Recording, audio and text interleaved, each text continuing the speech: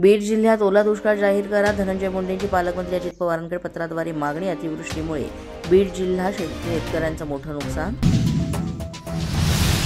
मराठवाड्यातील 1,25,000 लाडक्या बहिणींचा लाभ थांबवण्याची शिफारस. 65 वर्षांवरील महिलांनी लाभ घेतला. तसंच एका कुटुंबातील जास्त महिलांनी या योजनेचा लाभ घेतल्याचं समोर. मंत्री गिरीश महाजनांकडून जळगावातील नुकसानग्रस्त भागांची पाहणी. जामनेर आणि पाचोरामध्ये महाजन यांच्याकडून पाहणी. नुकसानग्रस्त यांना धीर देत दिलं मदतीचं आश्वासन. आयुष कोमकर हत्या प्रकरणामध्ये सर्व 13 आरोपींवर मोक्का. पोलिसांना शरण आलेल्या कृष्णा अंधेकरला 2 दिवसांची पोलीस कोठडी.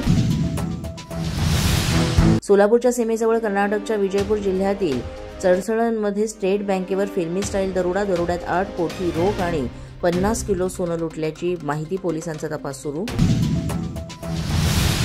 रत्नागिरीच्या दापोली तालुक्यातील केळशी किनारा मोहल्ला परिसरातून चरसचा साठा जप्त. अंमली पदार्थ विरोधी पथकाची मोठी कारवाई. 4 लाख रुपये किमतीचा साठा जप्त.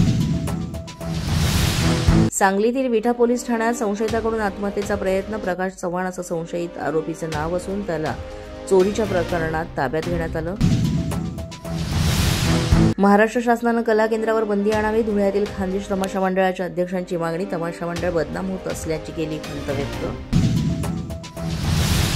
पुण्यातील जुन्नरमध्ये मिरवणुकीतील डीजेच्या ट्रकनं तरुणांना उडवलं. भीषण अपघातामध्ये स्पर्धा परीक्षेची तयारी करणाऱ्या एका तरुणाचा मृत्यू. सोलापुरात खासदार धैर्यशील मोहिते पाटील यांच्याकडून नुकसानग्रस्त भागाची पाहणी. करमाळ्यातील सीना नदी काठच्या भागांची मोहिते पाटलांकडून पाहणी. पोलीस माझा न्यूजच्या बातमीपत्रात आज इतकंच. तुम्हाला आमचं बातमीपत्र कसं वाटतंय याबाबत अवश्य अभिप्राय कळवा.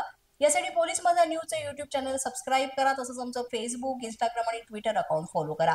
अधिक माहितीसाठी आमच्या www.policemazhanews.com या वेबसाईटला भेट द्या. आमचे अधिकृत प्रतिनिधी व्हायचं असेल तर स्क्रीनवर दिलेल्या क्रमांकांवर आजच संपर्क साधा. आजच्या बातमीपत्रात इतकंच. पुन्हा भेटूया पुढील बातमीपत्रात. तोपर्यंत पाहत रहा पोलीस माझा न्यूज.